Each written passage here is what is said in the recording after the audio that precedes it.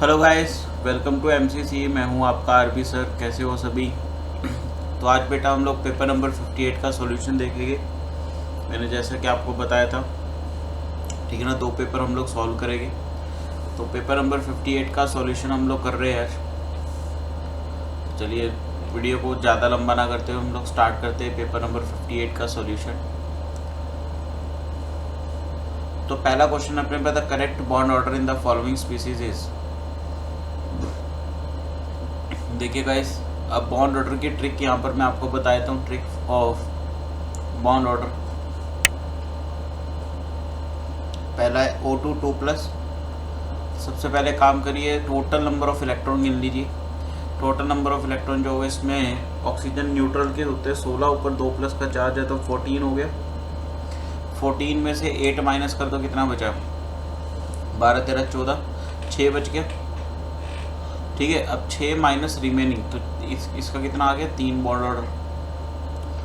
ठीक है, O2+ का कितना आ गया?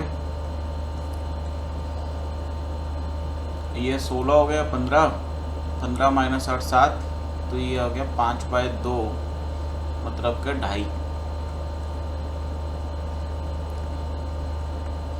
और तीसरे O2- का कितना हो गया? 17, तो ये 8 माइनस 17 में से 8 माइनस करेंगे 9 बचेगा।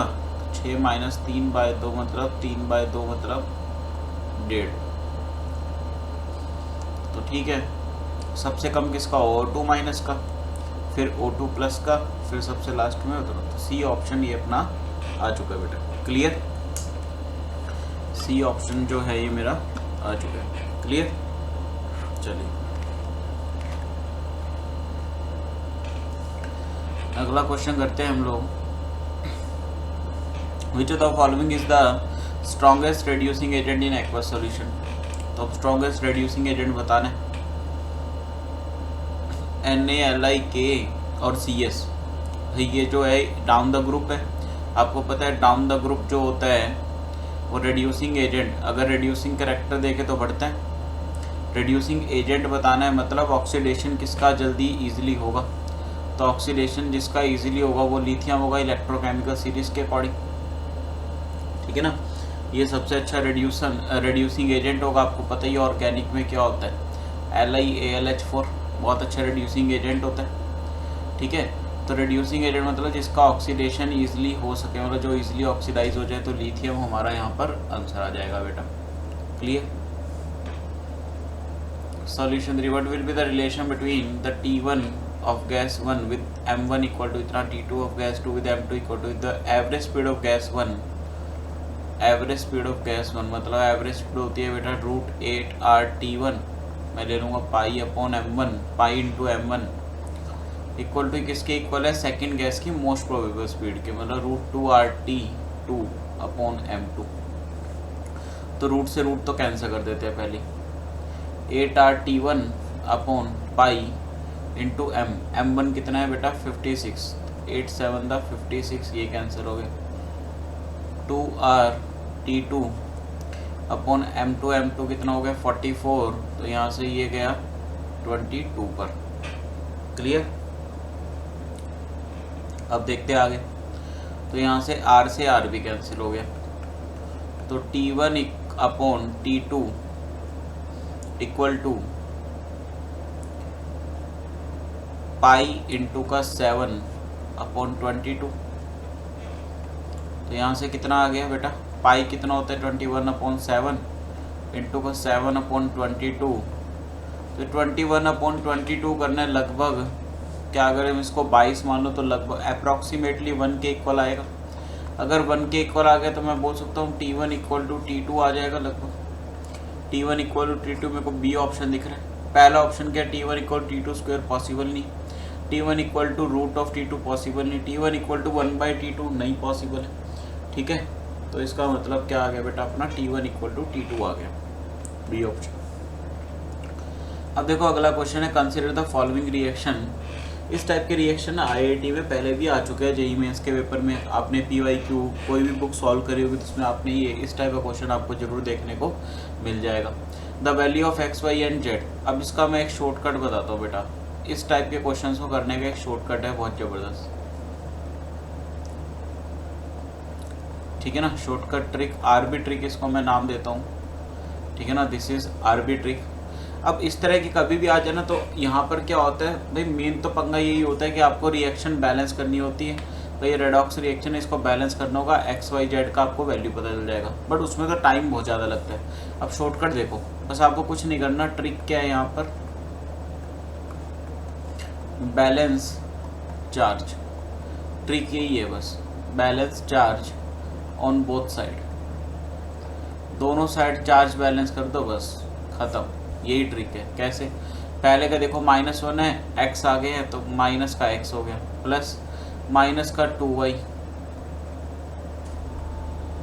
ठीक है। अगला क्या है, प्लस का z equal to 2x plus का 0, न्यूट्रल है, प्लस का 0। तो यहाँ से कितना हो गया बेटा, 3x plus 2y sorry equal to z हो गया। Clear, 3x plus 2y equal to z। अब x y और z की क्या वैल्यू पुट करें x y की कि वो z के इक्वल आ जाए। पहली देखो तो 5 थी, 15, अब इसमें ऐड करूँगा तो 8 तो कभी बन नहीं सकते, इसमें मतलब पहला आंसर गलत। दूसरा देखो 3 दूनी 6, 5 दूनी 10, 10 और 6 नहीं, तो यहाँ पे ये भी गलत हो गया। अगले देखो 2 5, ये तो बिल्कुल सही है, 16 आ रहा था बिल्कुल, ये थर्ड ऑप्शन देखो मैच कर गया। 3 दूनी 6, 5 दूनी 10, 10 6 16, 16 इक्वल टू 16, तो सी ऑप्शन मैच कर गया। तो कुछ नहीं करना, आपको पूरी रिएक्शन बैलेंस करने की जरूरत ही नहीं है, डायरेक्ट ट्रिक लगाओ, सारे क्वेश्चन इस तरह के होंगे सॉल्व। क्लियर। अगला क्वेश्चन देखते हैं, what will be the correct decreasing order of acid strength of the hydroxy benzoic acids, simple and nation carry their usual meanings. Okay, hydroxy benzoic acid तो बेटा ऐसा होता है, देखो एक OH ग्रुप लगा होगा। अब ये जो OH ग्रुप है डिफरेंट डिफरेंट पोजीशन पे लग सकता है, तो एक तो OH ग्रुप यहाँ पर आएगा, तो इसको बोलेंगे ऑर्थो। तो इसने एसिडिक स्ट्रेंथ बताना है। अब यहाँ पर देखो ये सबसे ज़्यादा हो जाएगा, क्यों, क्योंकि यहाँ पर क्या हो रही है बेटा, हाइड्रोजन बॉन्डिंग हो रही है, ठीक है। या आप ऑर्थो इफेक्ट भी बोल सकते हो, ऑर्थो इफेक्ट के कारण ये क्या हो जाएगा, सबसे ज़्यादा एसिडिक हो जाएगा। तो हाइड्रोजन बॉन्डिंग बोल लो या फिर ऑर्थो इफेक्ट बोल लो, ठीक है। तो ऑर्थो इफेक्ट होने के कारण सबसे ज़्यादा एसिडिक होगा। इसका मतलब इतना तो क्लियर है, सबसे ज़्यादा ऑर्थो हाइड्रोक्सी बेंजोइक एसिड होगा। इसका मतलब पहला ऑप्शन गया एंड लास्ट वाला ऑप्शन गया, बी और सी में से अपना एक आंसर पाएगा बेटा। आफ्टर दैट क्या होगा देखो, इसके बाद मेटा है, पैरा है और बेंजोइक एसिड है सिर्फ, ठीक है। अब अगर मैं देखूं तो OH का क्या लगता है यहाँ पर, -I। -I क्या होता है, distance dependent. -I increases the stability of क्या, -I इंक्रीजेज द एसिडिटी को इंक्रीज करेगा -I। तो अब ये OH जितना ज़्यादा दूर जाएगा उतना ज़्यादा कम इफेक्ट होगा। तो पैरा और मेटा में कंपेयर करूँ तो मेटा में ज़्यादा होगा, मेटा में ज़्यादा होगा ना बेटा। तो मेटा में ज़्यादा होगा तो यहाँ पर हम लोग क्या बोल देंगे कि मेटा इसके बाद आएगा। इसने क्या दे रखा है, बेंजोइक, ये तो पॉसिबल ही नहीं है बेटा, ठीक है। तो इसका मतलब कौन सा आंसर आ गया, बी आंसर आ गया। क्लियर, बी इसका आंसर आ गया। अगला क्वेश्चन है, the specific rotation of a pure enantiomer is +10 degree Celsius. The observed rotation if it is isolated from a reaction with 30% decimalisation and 70% inversion. तो बेटा अल्फा ऑब्जर्व जो है वो कैसे निकलेगा। अब देखो इसने 30% डेसिमलाइजेशन का मतलब क्या है, 15% इसमें प्लस होगा, 15% माइनस होगा, तो वो तो ऐसे ही रिड्यूस, तो 0 हो जाएगा, ठीक है, डेसिमलाइजेशन। अब 70% इन्वर्जन का मतलब क्या होता है, यहाँ पर माइनस में मैं लूँगा 70, इन्वर्जन मतलब प्रोडक्ट बदलना, तो माइनस में ले लूँगा, तो इसको मैं ले लूँगा 0.07 इंटू का कितना, 70% है ना, सॉरी 0.7, ठीक है, 70/100 ना, 0.7 माइनस का इंटू का एंगल, कितना रोटेशन है, प्योर रोटेशन 10 डिग्री का, तो ये कितना आ गया बेटा, -7 डिग्री सेल्सियस। तो अल्फा ऑब्जर्व कितना हो गया, -7 डिग्री सेल्सियस। डी ऑप्शन आ गया सॉल्यूशन। अगला 7th का, a certain reaction occurs in 2 steps S, 2SO2 से +2NO2 से 2SO3 + NO + O2 से NO2। In the reaction NO2 is intermediate. NO2 तो बेटा इंटरमीडिएट नहीं हो सकता, क्यों, नीचे वाला प्रोडक्ट बताते तो प्रोडक्ट है, NO इज इंटरमीडिएट, ये सही है। NO इज कैटलिस्ट, नहीं है। O2 इज इंटरमीडिएट, नहीं है बेटा। क्लियर, क्योंकि इंटरमीडिएट वो होता है जो ऊपर वाली रिएक्शन, जो पार्टिसिपेट वाला रिएक्शन में जो है वो देखो खत्म हो गया, बन के और ख़त्म हो गया, प्रोडक्ट इससे ज़्यादा स्टेबल फॉर्म में बन गया। तो NO की ज़्यादा स्टेबल फॉर्म NO2 बन गई। ठीक है, तो NO इज इंटरमीडिएट, तो बी आंसर अपना आ गया। अगला क्वेश्चन है, an ideal gas is expanded from P1 V1 T1 to P2 V2 T2 under different condition. Okay, ठीक है। The incorrect statement among the following is, पहला देखें, the work done by the gas is less when it is expanded reversibly from V1 to V2 under adiabatic condition as compared to that when expanded reversibly from V1 to V2 under isothermal condition। तो अगर मैं पहले point की बात करूं तो PV curve होता है हमारे पास। हमें पता है बेटा कि रिवर्सिबल एडियाबैटिक से रिवर्सिबल एडियाबैटिक ज़्यादा होता है, सॉरी रिवर्सिबल आइसोथर्मल ज़्यादा होता है as compare to reversible adiabatic. अगर आप लोगों ने ग्राफ पढ़ा हो तो आप लोगों को याद आ जाएगा, रिवर्सिबल एडियाबैटिक कम होता है। तो ऑब्वियस ही बात है, यहाँ पर क्या होगा, P1 V1 T1 और ये पॉइंट्स क्या हो जाएंगे अपने P2 V2 T2। ठीक है, तो अगर मैं देखूँ, अगर मैं एरिया बनाऊँ तो आइसोथर्मल का ज़्यादा होगा रिवर्सिबल एडियाबैटिक से। इसका मतलब पहला पॉइंट तो बिल्कुल सही है। तो इसने इनकरेक्ट स्टेटमेंट पूछा है, तो पहला पॉइंट तो नहीं हो सकता, ये तो सही है बिल्कुल, ये करेक्ट स्टेटमेंट है। ठीक है, the change in internal energy of the gas is zero if it is expanded reversibly with T1 equal to T2। अगर T1 इक्वल टू T2 है तो change in internal energy delta U क्या होता है बेटा, गैस का NCV/dt। Gas को ideal मान सकता हूँ, आइडियल गैस के लिए डेल्टा यू क्या होता है NCV/dt। अब चेंज इन टेम्परेचर जीरो हो गया तो डेल्टा यू भी जीरो हो गया, तो बेटा ये तो सही है। If it is expanded reversibly with T1 equal, अच्छा ठीक है, एंड बी पॉजिटिव, सेकेंड वाला इसने क्या दे रखा है positive, if it is expanded reversibly under adiabatic condition. अब देखो इसका बी पार्ट क्या दे रखा है इसने, कि अगर टेम्परेचर को मैं नॉट इक्वल कर दूं T1 T2, ठीक है, तो इसने बोला एडियाबैटिक कंडीशन पर। एडियाबैटिक में आपको पता होगा, एडियाबैटिक में जो फाइनल टेम्परेचर होता है वो इनिशियल टेम्परेचर से लेस होता है। ठीक है, अगर T2 लेस देन T1 है तो इसका मतलब डेल्टा यू क्या आ जाएगा, नेगेटिव। क्यों, क्योंकि ये T2 माइनस T1 होगा, T2 छोटा है तो नेगेटिव में आएगा बेटा, नेगेटिव आएगा तो इसने क्या लिखा हुआ है पॉजिटिव। इसका मतलब ये पॉइंट गलत हो गया, तो ये अपना आंसर आ गया। तीसरा इसमें लिखा होता है expansion is carried out freely. अगर एक्सपेंशन फ्रीली कैरिड आउट है मतलब P एक्सटर्नल क्या हो गया इसमें बेटा, जीरो। फ्री एक्सपेंशन का केस आ गया ना, P एक्सटर्नल जीरो तो मतलब वर्क डन जीरो। ठीक है, it is simultaneous both isothermal as well as adiabatic. अब W जीरो, ठीक है, अगर आइसोथर्मल जीरो है मतलब टेम्परेचर जीरो है, ठीक है ना, DT का टेम्परेचर कांस्टेंट है तो मतलब DT जीरो, DT जीरो तो del U zero, del U zero तो first law thermodynamics Q zero. तो इसका मतलब ये तो बिल्कुल बेटा सही है। अगला, the work done on the gas is maximum when it is compressed irreversible from P2 V2 to P1 V1 against constant pressure. तो ये तो बिल्कुल सही है। ठीक है, इसका मतलब ये भी नहीं हो सकता, ये भी नहीं हो सकता, बी ऑप्शन हमारा आ गया इनकरेक्ट, इसने पूछा था। क्लियर। अगला क्वेश्चन है बेटा, विच of the following electrolytes will have maximum coagulating value of AgI upon Ag plus solution. तो बेटा पहले तो देखो कोगुलेटिंग वैल्यू जो होती है, देखो यहाँ पर फ़र्क होता है दोनों में। क्या फ़र्क होता है थोड़ा सा मैं आपको बता देता हूँ। Coagulating value is inversely proportional to charge, charge के इन्वर्सली प्रोपोर्शनल होता है। एक होता है कोगुलेशन पावर और एक होता है कोगुलेटिंग वैल्यू। तो जो कोगुलेशन पावर होता है वो तो डायरेक्टली प्रोपोर्शनल होता है चार्ज का भी, कितनी ईजिली वो उसको कितना पावर से उसको कोगुलेट कर देगा, जमा देगा। ठीक है, कोगुलेटिंग वैल्यू क्या होता है, इन्वर्सली प्रोपोर्शनल टू चार्ज। अब यहाँ पर ये देखूँ तो ये AgI से Ag प्लस है, ये क्या है पॉजिटिव सोल है बेटा मेरा।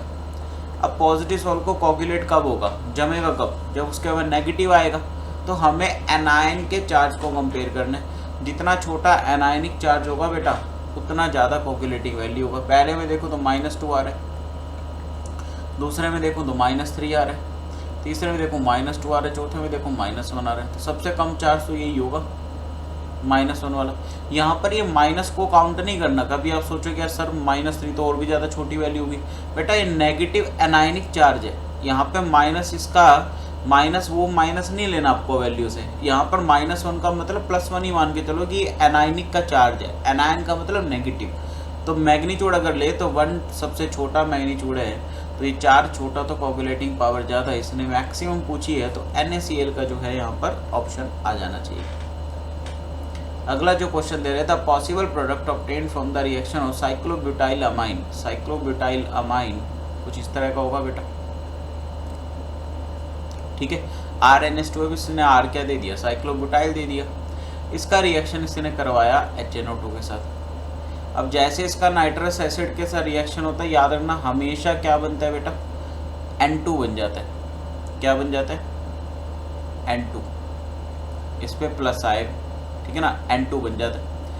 अब ये क्या होता है, नाइट्रोजन पे इस पे प्लस आता है। आपको पता ही होगा कि N2 is a good leaving group. N2 का एक अच्छा लिविंग ग्रुप है, गुड लिविंग ग्रुप। एक्चुअली इसका रीज़न क्या है, वीक बेस से नहीं आता। इसका जो लॉजिक होता है वो एंट्रोपी फैक्टर होता है। एंट्रोपी इसकी एंट्रोपी फैक्टर पे हम लोग बोलते हैं कि N2 एक अच्छा लिविंग ग्रुप है। तो जैसे ही N2 निकला यहाँ से, N2 गैस, यहाँ पर क्या बच गया बेटा, यहाँ पर ऐसे चार्ज आ गया। अब ये चार्ज आ गया, इसने बोला इसका रिएक्शन करा है वाटर के साथ बेटा।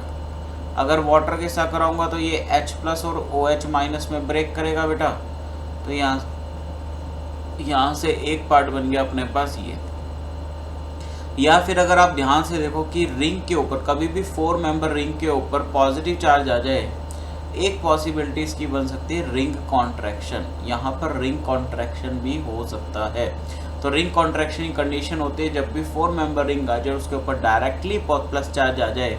तो रिंग कॉन्ट्रैक्शन में क्या होता है बेटा, इसको बस यहाँ से ऐसे हटा दो और ये कुछ इस तरह से बन जाता है। देखना मैं आपको दिखा भी देता हूँ। इस पे आ जाएगा पॉजिटिव चार्ज, ये 3 मेंबर रिंग बन गई। अब यहाँ पर क्या होगा बेटा, ये 3 मेंबर रिंग बन गई और यहाँ पर लग जाएगा OH प्लस कार्बोकैटायन बना, इस पे लग गया क्या आके OH।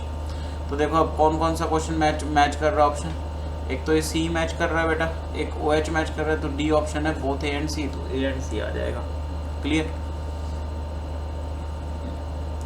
अगला क्वेश्चन है, consider the reaction equilibrium 2SO2 + O2 से 2SO3 delta H0 equal to इतना दे रखा है। On the basis of Le Chatelier principle the condition favourable for the forward reaction. तो उसने बोला हीट रिलीज हो रही है, डेल्टा H नेगेटिव का मतलब एक्सोथर्मिक है, रिलीज हो रही है। रिलीज हो गया, अगर मैं देखो ऐसे लिखा मेरे, रिएक्टेंट से बना प्रोडक्ट प्लस का हीट, रिलीज हुई ना हीट। अगर मैं यहाँ पर टेम्परेचर बढ़ाऊंगा हीट बढ़ेगी। अगर प्रोडक्ट साइड में बढ़ेगा तो रिएक्शन जाएगी बैकवर्ड। बट मुझे क्या करना है, फॉरवर्ड लेके जानी। फॉरवर्ड कब जाएगी, रिएक्टेंट प्लस से प्रोडक्ट बना प्लस का हीट, अगर मैं इसका टेम्परेचर कम कर दूंगा तो हीट कम होगी, तो रिएक्शन जाएगी फॉरवर्ड। इसका मतलब मुझे लो टेम्परेचर रखना होगा। तो इसका मतलब बी ऑप्शन तो गलत हो गया, ये डी भी गलत हो गया। ए या सी में से अपना एक आंसर आएगा। अब अगर टेम्परेचर लोअर कर रहे हैं बेटा, टेम्परेचर लोअर कर रहे हैं, तो ऑब्वियसली बात है अब ये गैसी स्टेट में है, तो प्रेशर क्या होना चाहिए बेटा, ज़्यादा। क्योंकि प्रेशर अगर ज़्यादा होगा तो इधर देखो भाई, यहाँ पर मोल कितने हैं बेटा, 2, यहाँ पर कितने हैं, 3। तो हमेशा लोअर मोल की साइड जाता है। हमेशा रिएक्शन कहाँ जाती है, इक्विलिब्रियम में जाते हैं। प्रेशर की केस में हमेशा कम मोल वाली साइड पे जाती है। तो कम मोल कहाँ दिख रहा है, राइट साइड में। तो प्रेशर को क्या करना पड़ेगा, ज़्यादा करना पड़ेगा। तो इसका मतलब सी ऑप्शन जो है वो आ गया। क्लियर। अगला क्वेश्चन क्या है बेटा, अगला क्वेश्चन है the correct order of reactivity for the addition reaction of the following कार्बनिक compound with ethyl magnesium iodide is. ठीक है, तो ये तो गिरनार्ड रिएजेंट जैसा लग रहा है, ठीक है ना। C2H5 बिल्कुल वही है, MgI क्लियर। अब देखो एडिशन रिएक्शन में एक फंडा होता है, सीधा से मैं आपको बता देता हूँ। एडिशन रिएक्शन में जो रिएक्टिविटी होती है बेटा, रिएक्टिविटी एडिशन रिएक्शन में वो इन्वर्सली प्रोपोर्शनल होती है स्टीरिक क्राउडिंग, स्टीरिक क्राउडिंग, ठीक है, on carbonyl group, carbonyl group पर। बस ये सीधा सा एक लॉजिक लगाना है और आपका आंसर आ जाएगा। देखो अगर मैं देखूं सबसे ज़्यादा स्टीरिक क्राउडिंग हम तो इस पे, फोर्थ वाला इसमें दिख नहीं रहा मुझे, फोर्थ वाला मुझे अब यहाँ पे तो पता नहीं कौन से, आप देख लेना, चलो जो भी है।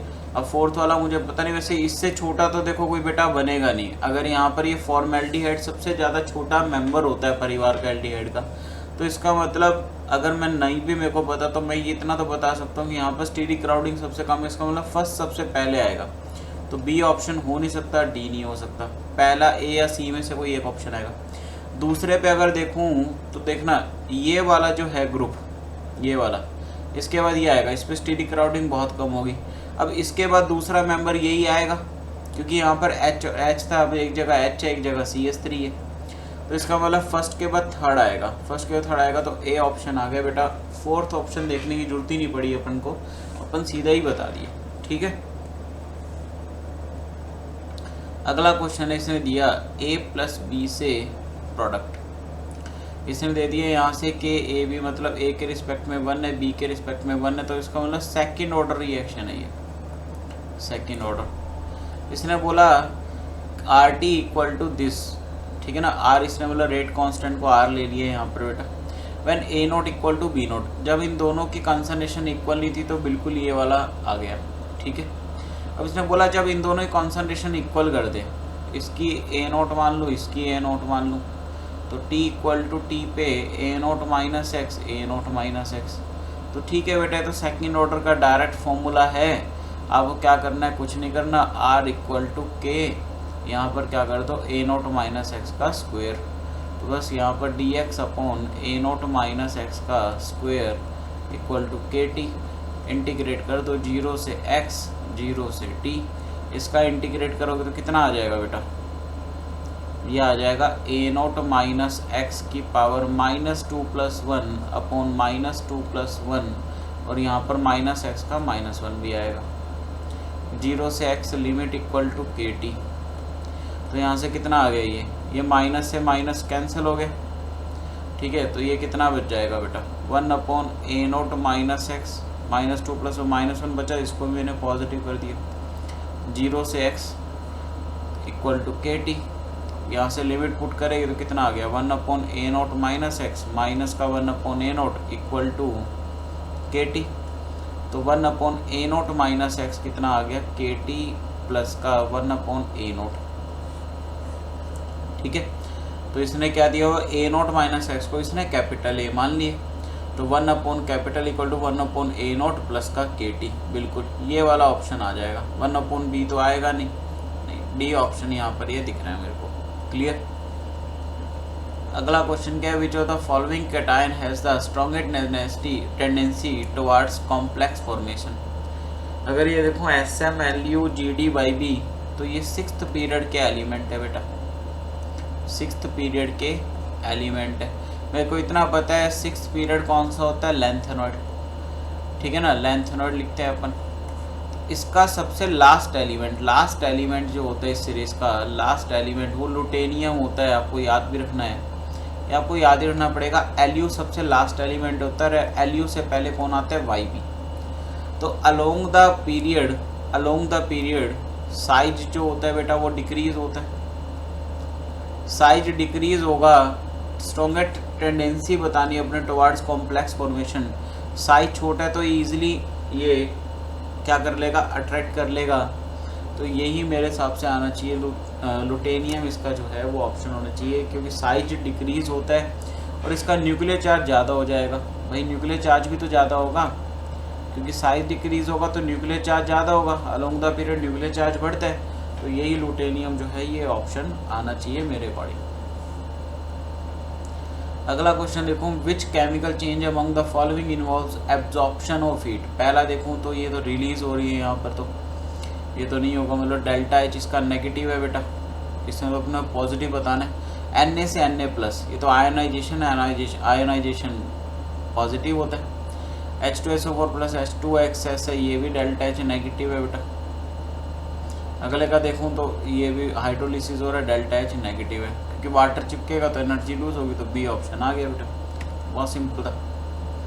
अगला क्वेश्चन दिया, विच of the following curve will represent the variation of conductance C during titration of CH3COH, मतलब वीक एसिड का टाइट्रेशन करवाया है NaOH के साथ, तो बेटा स्ट्रॉन्ग बेस के साथ, ठीक है ना, वीक एसिड स्ट्रॉन्ग बेस। अब यहाँ पर क्या होता है, फंडा क्या होता है, अगर आपको कंडक्टोमेट्रिक टाइट्रेशन कर्व नहीं बनाने आते, फंडा बता देता हूँ। H प्लस का जो कंडक्टेंस होता है ना, वो सबसे ज़्यादा होता है, इसका कंडक्टेंस क्या होता है, सबसे ज़्यादा। इसको एक्सप्लेन किसने करा था, ग्रोथस मैकेनिज्म से इसको हम लोग एक्सप्लेन करते हैं। हम लोग ये बोलते हैं जो H प्लस होता है वो मतलब जंप कर करके आगे जाता है, मतलब एक तो आयन भागता है छोटे साइज के, ये जंप कर करके कूद के जाता है, कूद के आएगा तो बहुत स्पीड से आएगा, तो कंडक्टेंस यहाँ पर इंक्रीज करती है, और OH माइनस आयन की कंडक्टेंस ज़्यादा होती है। तो ये हमें दो बातें याद रखनी होती है कंडक्टोमेट्रिक टाइट्रेशन ग्राफ बनाते वक्त, कि H plus and OH minus की कंडक्टेंस ज़्यादा। बट ये जो OH माइनस की आयंस की, ये जो OH माइनस आयन की कंडक्टेंस है बेटा, ये एनायनिक में, एनायंस में सबसे ज़्यादा होती है, जबकि H प्लस की कंडक्टेंस टोटल आयन में सबसे ज़्यादा होती है। ये चीज़ आपको जरूर याद रखनी है। अब सबसे पहले वीक एसिड है तो H प्लस में बहुत कम होगा, H प्लस बहुत कम होगा, तो इसका मतलब थोड़ा सा बिल्कुल घटेगा, उसके बाद ये NaOH के साथ मिला के क्या बना लेगा, ये CH3CONA बना लेगा। अब CH3CONA तो एक सॉल्ट हुआ तो ये टूटेगा, ये दो पार्ट में टूटेगा, मतलब 2 आयंस में टूटेगा, इसका मतलब कंडक्टेंस थोड़ी सी बढ़ेगी। आफ्टर दैट जैसे इक्विवेलेंस पॉइंट आएगा, इक्विवेलेंस पॉइंट के बाद अब सिर्फ NaOH बचेगा, इसका मतलब NaOH का मतलब OH माइनस से कंडक्टेंस बढ़ जाएगी। तो ग्राफ इसका अगर मैं बनाऊं तो यहाँ पर कंडक्टेंस वॉल्यूम, तो स्टार्टिंग में क्या हुआ, इतू सा घटा, H प्लस क्योंकि बहुत ज़्यादा कम था, इतू सा घटा, उसके बाद थोड़ा सा बढ़ा, हल्का सा बढ़ा, देखो बढ़ा। अब जैसे इक्विवेलेंस पॉइंट आ गया फिर एकदम से बढ़ गया। तो अब देखो इस तरह का कुछ ग्राफ आना चाहिए, पहले हल्का सा बढ़ रहा है फिर उसके बाद ज़्यादा बढ़ गया। This is our equivalence point, इसको हम लोग बोलेंगे इक्विवेलेंस पॉइंट। तो देखो बेटा इस तरह कुछ दिख रहा है, ये तो घट रहा है, ये नहीं, ये भी नहीं हो घट रहा है, ये भी घट रहा है, ये कांस्टेंट हो नहीं सकता। ये देखो ये बढ़ रहा है पहले और फिर और ज़्यादा बढ़ गया, यही वाला आंसर आ जाएगा डी। क्लियर।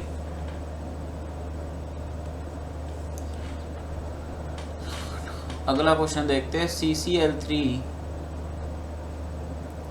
ठीक है बेंजीन के साथ लगा हुआ है, इसको क्या करवाया गया, बेस के साथ हमने रिएक्ट करवा दिया एक्वस मीडियम में पानी के साथ। तो यार जब भी याद रखना यहाँ पर COH होल ट्वाइस है, CCl3 को किस में कन्वर्ट कर देगा, कार्बोक्सिलिक एसिड में। अब कार्बोक्सिलिक एसिड को जब अमोनिया में हमने हीट करा तो ये क्या बनाए थे, तो बड़ी कॉमन सा कन्वर्जन है NCERT का, एनिलीन बना देते, ठीक है, एनिलीन बना दिया। अब इस एनिलीन का रिएक्शन अपन करवाते हैं Br2H2O के साथ, तो यहाँ पर क्या होता है, अब ये एनिलीन जो है ये एक्टिवेटिंग ग्रुप है, एनिलीन जो है वो एक्टिवेटिंग ग्रुप है, दिस एनिलीन इज एक्टिवेटिंग, क्योंकि लोन पेयर ये दे सकता है। अगर ये एक्टिवेटिंग है इसका मतलब Br जो है वो ऑर्थो पैरा दोनों पैर आ सकता है, तो दोनों प्रोडक्ट बन जाएगा, मतलब देखो ऑर्थो पे भी लग सकता है, पैरा पे भी लग सकता है। तो इसका मतलब इसने बोला था C इज, तो ये होगा 1 2 3 1 2 3 4 5 1 2 3 4 5 6 246 डाई ब्रोमो एनिलीन, बी बनेगा 246 डाई ब्रोमो एनिलीन, ये बन जाएगा 246 डाई ब्रोमो एनिलीन, ठीक है, 246 dibromo aniline, B option इसका आंसर आ जाएगा। अगला क्वेश्चन है, 10 electrode potential E0 for the reduction of MnO4 2 - 2 Mn2+ in acidic medium is इतना। देखो बेटा MnO4 माइनस से Mn+2 में गया, इसने बोला था electrode potential for the reduction of MnO4 - 2 Mn2+ in acidic medium is plus का 1.1। यहाँ पर कितना था बेटा, +7 से +2 पे गया तो रिडक्शन हुआ, तो इसने E0 Rp जो दे दी है वो इसने दे दिया कितना, इसका 1.51। इसने बोला which of the following metal will be oxidise, इनमें से कौन सा मेटल ऑक्सीडाइज होगा। ऑक्सीडाइज का मतलब क्या है कि इसने बेटा अपन को क्या दे रखा होगा, ऑक्सीडाइज का मतलब ऑक्सीडेशन पावर ज़्यादा होनी चाहिए और रिड्यूसिंग पावर कम होनी चाहिए। तो इसका मतलब क्या है, जिस मेटल की रिड्यूसिंग पावर इससे कम होगी वही तो ऑक्सीडाइज होगा। तो अगर मैं देखूं तो -0.762 इससे कम है, प्लस का 0.8 इससे कम है, बस प्लस का 1.69 इससे ज़्यादा होगा। इसका मतलब गोल्ड तो रिड्यूस होगा नहीं, कौन को रिड्यूस हो जाएगा, जिंक और सिल्वर। तो जिंक एंड सिल्वर अपना आंसर आएगा, तो डी आंसर अपना आ गया, सीधा सा आंसर, लॉजिक था। क्वेश्चन 19 क्या है, but final product will form when alcoholic KOH is treated with one one dichloroethane, one one dichloroethane. तो CH3 CH, एक Cl यहाँ पर होगा, एक Cl यहाँ पर होगा, दिस इज द 1,1-डाइक्लोरोइथेन। इसका रिएक्शन करवा दिया अल्कोहलिक KOH, एलिमिनेशन करेगा, एक हाइड्रोजन निकालेगा, एक Cl निकालेगा, Cl अच्छा लिविंग ग्रुप है, तो एक हाइड्रोजन निकाल के क्या बना लेगा, CH double bond, CH2 double bond CH, ठीक है, CH और यहाँ पर आ गया Cl। इसको बोलते हैं हम लोग vinyl chloride, this is the vinyl chloride. अब अगर मैं इसका फर्दर क्या करवा दूँ, KOH से फिर हो जाएगा यहाँ पर अल्कोहलिक KOH से, फिर ये क्या करेगा, यहाँ से एक हाइड्रोजन निकालेगा बेटा, एक Cl और निकाल देगा, तो ये यहाँ पर क्या बना लेगा, CH triple bond CH, ethyne बना लेगा। इसके बाद रिएक्शन होगी नहीं क्योंकि और कोई क्लोरीन है नहीं, तो इथाइन। तो मेरे अकॉर्डिंग इसका आंसर जो है वो देखो इथाइन आना चाहिए, क्लियर, इथाइन इसका C ऑप्शन आना चाहिए। अगला क्वेश्चन है, consider the following antibiotics the pair of bactericidal antibodies. देखो बेटा पहले तो मैं आपको मीनिंग बताता हूँ बैक्टीरिसिडल का मतलब क्या होता है। देखो एक्चुअली एंटीबायोटिक्स को दो कैटेगरी में हम लोग रखते हैं, ऐसे क्योंकि मैं बायो का स्टूडेंट हूँ, रह चुका हूँ, तो इसलिए ये चीज़ें बायो वालों को बहुत अच्छी पता होती है। तो एंटीबायोटिक्स जो है बैक्टीरिसिडल और एक होती है बैक्टीरियोस्टैटिक, ठीक है ना। दोनों में फ़र्क क्या होता है मैं दोनों बताया, तो दोनों ही माइक्रो ऑर्गेनिज्म को किल करती है बेटा, ठीक है, दोनों ही माइक्रो ऑर्गेनिज्म को किल करती है। बट ये जो बैक्टीरिसिडल होती है एक्चुअली बोला जाता है इसका जो किलिंग होता है ना वो इरिवर्सिबल किलिंग होता है। मतलब इरिवर्सिबल किलिंग का मतलब क्या मैं आपको बताया था यहाँ पर, मतलब इसको ऐसा समझ के देखो कि ये एक बार में ना पूरा ही किल कर देती है, स्ट्रॉन्ग किल, मतलब पूरा ही मार देती है, बैक्टीरिया को पूरा ही मार देती है। जबकि जो ये होता है बैक्टीरियोस्टैटिक, ये इसको हम लोग बोलते हैं रिवर्सिबल किलिंग। इसकी क्या होती है, रिवर्सिबल किलिंग। रिवर्सिबल किलिंग का यहाँ पर मतलब क्या है, वीक किलिंग है, मतलब कि ये जो बैक्टीरिया को कम मारते हैं, रिवर्सिबल नेचर शो करते हैं, मतलब बैक्टीरिया यहाँ पर जिंदा भी रह सकता है। इसने बोला अब इसके एग्जाम्पल कौन कौन से इनमें से एंटीबायोटिक्स, तो आपको मैं बता दूं, एक तो पेनिसिलिन जो होता है वो बैक्टीरिसिडल होता है, पेनिसिलिन, ठीक है, और साथ में एक होता है ऑफ्लोक्सिन, ठीक है ना, ऑफ्लोक्सिन। ये क्या होता है, तो बैक्टीरिसिडल एंटीबायोटिक्स। देखो एंटीबायोटिक चारों है, मैं ऐसा नहीं कह रहा, एंटीबायोटिक्स एरिथ्रोमाइसिन भी एंटीबायोटिक है, क्लोरामफेनिकोल भी एंटीबायोटिक है। बट अब एंटीबायोटिक भी दो कैटेगरी में डिवाइड होती है, one is the bactericidal and one is the another is the bacteriostatic.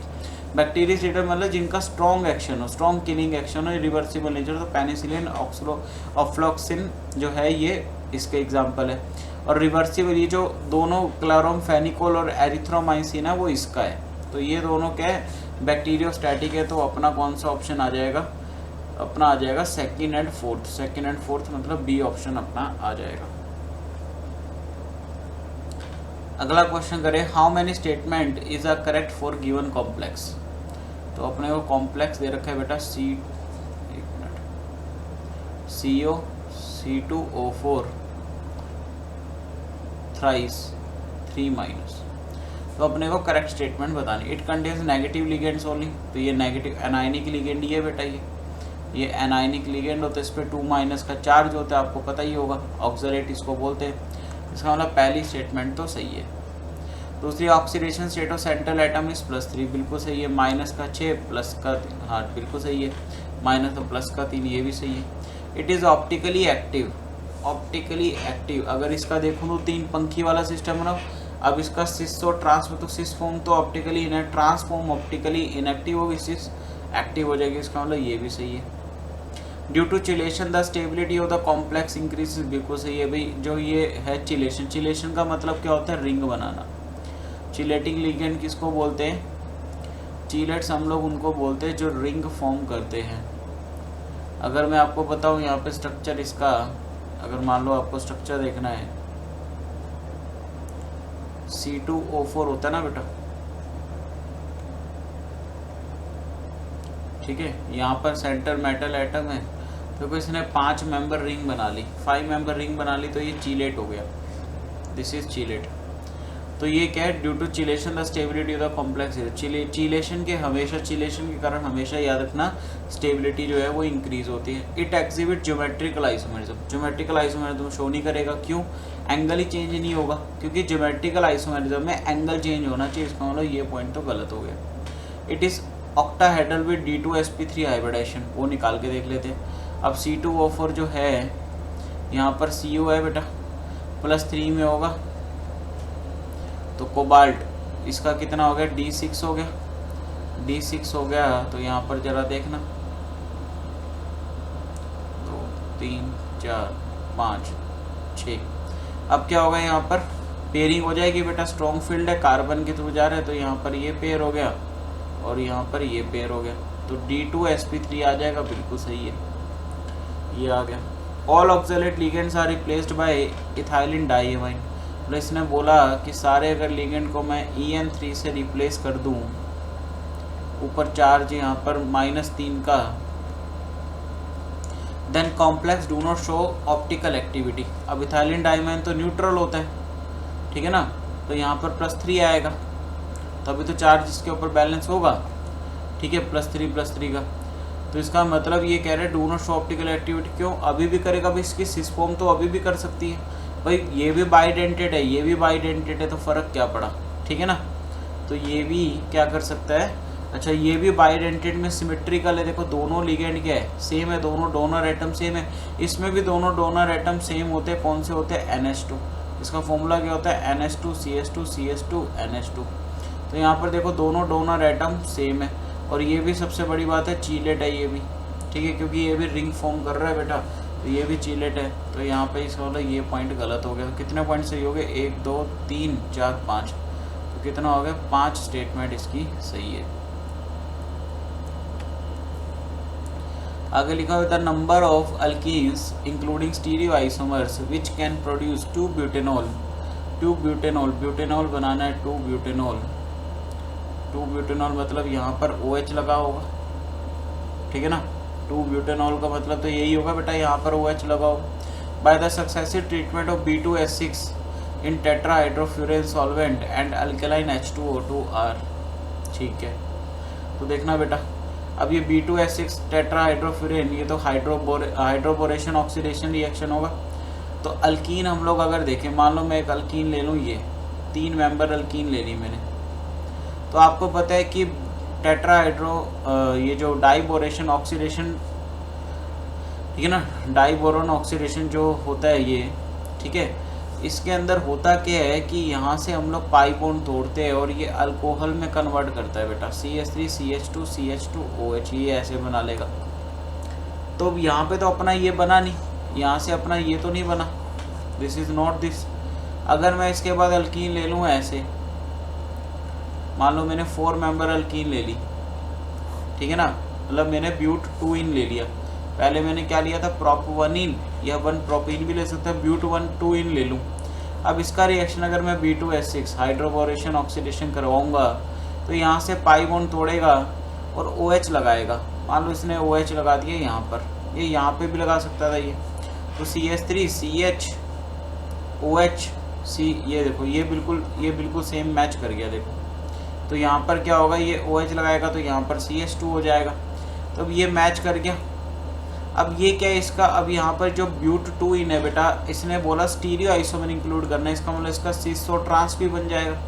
ये इसकी क्या है, सिस फॉर्म है, ट्रांस कैसी होगी, सिस कैसी होती है, सिस इस तरह की होती है, ट्रांस आपको लेनी है तो आप ऐसे ट्रांस ले सकते हैं, ठीक है, इसका ट्रांसफॉर्म भी बन जाएगा।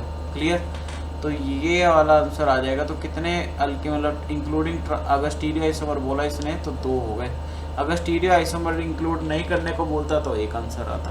क्लियर, तो 2 आंसर आ गए। अगला क्वेश्चन है KSP of MgOH whole twice. तो KSP दे दिए बेटा MgOH होल ट्वाइस की इसने 1 × 10⁻⁻12। इसने बोला इतना 0.01 molar MgCl2 solution will precipitate at limiting at what limiting pH value. तो MgCl2 और MgOH में Mg+2 आयन जो है वो कॉमन है। इसका मतलब मैं यहाँ पर क्या लिख सकता हूँ, देखो बेटा, इसका मतलब यहाँ पे क्या लिख सकता हूँ, OH माइनस निकालना होगा मेरे को। तो KSP और OH माइनस की क्या होगी, Mg+2 का concentration into OH minus ion का कॉन्सेंट्रेशन का स्क्वायर। तो Mg+2 की यहाँ से कितनी हो जाएगी 0.01, KSP यहाँ पे कितना है 1 × 10⁻⁻12। तो यहाँ से कितना हो गया 0.01 नीचे चला गया, ये 10 ऊपर चला जाएगा तो 10⁻−10 हो गया equal to x²। OH minus ion की यहाँ से कॉन्सेंट्रेशन कितनी आ गई 10⁻−5, 10⁻−5 आ गई तो POH आ गया बेटा इसका 5। तो pH कितना आ गया 14 में से 5 माइनस करे कितना आ गया 9। तो pH इसका कितना आएगा लिमिटिंग pH 9 आ गया बेटा। क्लियर, तो ये आंसर आ गया। अगला लिखा हुआ है compound with molecular mass 180 is acylated with, ठीक है ना, CH3COCl to get a compound with molecular mass इतना, ठीक है 390। The number of amino group present per molecule of the former compound is. इसका मतलब इसने असाइलेट जो करा, मतलब इसने अमाइनो ग्रुप को इसने असाइलेट करके ये बनाया, ठीक है ना, असाइलेट करा सॉरी CH3COL के साथ। तो देखो बेटा क्या करेंगे, सबसे पहले मैं एक अमाइनो ग्रुप ले लूँ, मान लो मैंने ले लिया RNH2 ले लिया, ठीक है ना, इसको मैंने एसाइलेटेड करवाया CH3C⋯Cl के साथ। तो ये रिएक्शन यहाँ पे कैसे देता है बेटा, ये यहाँ पर दे देगा NH≡CH3 ये बना देगा यहाँ पर। क्लियर, HCl यहाँ से ये निकाल देगा, ठीक है ना, NHC मतलब ये CH4 जो है यहाँ से ये इथेन बन जाएगा, HCl कह रहा हूँ मैं, सॉरी HCl गलत बोल गया मैं, ठीक है ना। तो ये NH≡CH3 इस तरह का मॉलिक्यूल ये बना देगा। क्लियर, क्योंकि क्या होता है ना, देखो ये NH2 है, ये NH2 का लोन पेयर है, ये क्या करेगा लोन पेयर पहले एक हाइड्रोजन को निकालेगा, हाइड्रोजन को निकालेगा, यहाँ पर NH3 प्लस होगा बेटा, प्लस होगा, ये यहाँ से रिमूव कर जाएगा और ये यहाँ पर NH जो है, हाँ ये जो NH है ये यहाँ पर रह जाएगा और इसका C≡CH3 जुड़ जाएगा, HCl यहाँ पर निकल जाएगा, बिल्कुल ठीक है ना। तो NH≡CH3 बन गया। अब देखो यहाँ पर NH2 का अगर मैं देखूँ तो कितना है टोटल 16 इसका ग्राम मास है, और अगर यहाँ से इससे ये वाला कंपाउंड बन रहा है इसका कितना हो गया, तो 14 + 1 15, 15 और 12 15 10 25 और 2 27, 27 और 16 कितने हो गए 37, 37 और 6 43, 43 और 12 53, 55, 55 और 3 58, तो 58 ग्राम बना। इसका मतलब कितने एक्स्ट्रा यूनिट चली गई इसके पास, 58 में से 16 माइनस कर दिए, कितना बच गया 2 4 42 ग्राम एक्स्ट्रा हो गया, मतलब 42 ग्राम एक्स्ट्रा बन गया। इसका मतलब अगर मैं बेसिक स्ट्रक्चर मतलब बेसिक ले लूँ अमाइन, प्राइमरी अमाइन, तो अगर इसको मैंने असाइलेटेड करवाया तो 42 ग्राम एक्स्ट्रा बना। अब इसने पूछा कितने अमाइनो ग्रुप इसमें लगे होंगे, तो इसका मतलब क्या करना है अपन को, टोटल जो अपना मास था, टोटल मास था वो था अपना 390, और इसमें से जो कंपाउंड बना वो कितना था, कंपाउंड का मास कितना है, कंपाउंड का मास आपको दे रखा है 180। इसका मतलब रिमेनिंग मास कितना बच गया, इंक्रीज इन मास निकालेंगे ना बेसिकली, इंक्रीज इन मास, तो ये आ गया 390 माइनस का 180 कितना हो गया बेटा, ये 9 में से 1 8 गया 1, 3 में से गया 2 21 210 आ गया। और कितना कर दूं मैं, अब एक अमोनिया से इसका एक अमोनिया से रिएक्ट करवाने पे, एसाइलेटेड करवाने पे मास आया था 42 ग्राम एक्स्ट्रा, तो नंबर ऑफ अमोनिया यहीं से निकल जाएंगे। 5 दूनी 10, 5 चौका 20 और 1 21, तो 5 आ गया बेटा, तो 5 इसका आंसर आ जाएगा। अच्छा क्वेश्चन था बहुत, यहाँ पर ध्यान रखना, ये दिमाग लगेगा इसमें बहुत तगड़ा, ठीक है ना, बहुत बढ़िया क्वेश्चन था ये। अब 1.5 gram sample of bleaching powder was suspended in water, ठीक है बेटा। It was treated with CH3CO acetic acid followed by the addition of excess of Ka, ठीक है। The liberated iodine required 150 ml of M/10 hypo solution of complete titration. The percentage of available chlorine in the sample is, देखो इस तरह के questions का मैं आपको एक ट्रिक बताता हूँ बढ़िया सा। टाइट्रेशन के क्वेश्चन आपके बहुत इजीली हो जाएंगे।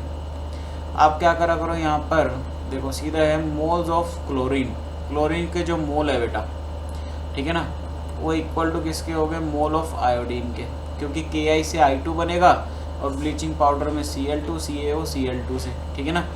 तो यहाँ पर मोल्स ऑफ I2। अब मोल को मैं क्या ले सकता हूँ, देखो मोल यहाँ पर मोल निकालने मेरे को, ठीक है ना, I2 इक्वल टू Cl2, तो I2 के इसने मोल यहाँ पर कैसे दे देगा, देखो द लिबरेटेड आयोडीन रिक्वायर्ड, इसके पता है अपन को, तो देखो इसने क्या दे रखा है, मोलैरिटी दे रखी है बेटा, ठीक है ना, मोलैरिटी। तो यहाँ पे मोल कैसे निकाल लूँगा मैं, मोलैरिटी इनटू वॉल्यूम, देखना बेटा यहाँ पर। अब M/10 इसने हाइपो सॉल्यूशन दे रखा है, M/10, ठीक है, हाइपो सॉल्यूशन। तो मोलैरिटी को अगर मैं नॉर्मेलिटी के इक्वल ले लूँ, मोलैरिटी वैसे तो क्या होता है, normality equal to molarity into n factor होता है। अब यहाँ पे normality upon n factor equal to molarity होता है, तो n फैक्टर यहाँ पर एसिटिक एसिड है बेटा, जिसकी वजह से आएगा, तो इसका 1 ही होता है, तो यहाँ पर नॉर्मेलिटी और मोलैरिटी तो वैसे सेम ही हो जाएगी। तो अगर इसके मैं ग्राम इक्विवेलेंट निकाल लूँ, ग्राम इक्विवेलेंट यहाँ पर क्या हो जाएगा, नॉर्मेलिटी 1/10 इंटू का 150, चाहे मोलैरिटी इंटू वॉल्यूम भी कर सकते हो, बात एक ही है। तो 1/10 इंटू 150, तो ये मोल्स हो गए इसके I2 के, इतने Cl2 के मोल्स हैं, तो यहाँ से कितना आ गया, 15 आ गया बेटा, 15 आ गया यहाँ से, 150 ml इंटू 1/10। अब ये मिली मोल्स आए, मेरे को तो मोल्स निकाले, तो इंटू मैं क्या कर दूंगा, 10 की पावर -3 मोल्स आए ना I2 के, ml में है ना ये बेटा, ये हाँ मोल्स में निकालने, तो मिनी मोल्स आए थे ना, मोल में निकालने, तो 15 इंटू 10 की पावर -3 मोल्स आ गए, तो Cl2 के इतने मोल्स आ गए बेटा।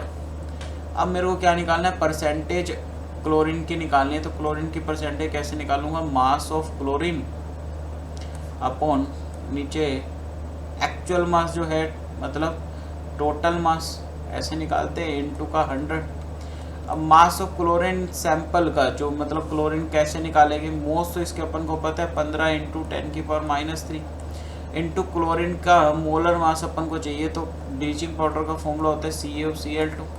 यहाँ पर एक मॉलिक्यूल में 2 यूनिट है क्लोरीन की, तो 2 यूनिट क्लोरीन का मास हो गया 71, अपन टोटल मास इसने दे दिया 1.5 इंटू का 100। तो यहाँ से देखो बेटा ये गया, यहाँ पर नीचे 0.1 बचा, या इंटू मैं यहीं पे 10 लिख लेता हूँ बेटा, तो ये कट गया यहाँ से, देखो ये यहाँ से इतना गया, अब ये आ गया 71। एक मिनट, कुछ गलती तो नहीं कर रहे हम लोग, मोल्स ऑफ I2 तो M/10 है यहाँ पर,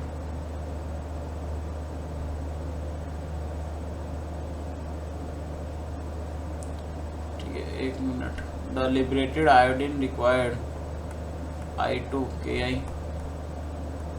यहाँ पर -1 होगा, से I2 बना होगा 0, तो -1 से 0 1 का चेंज आया ना,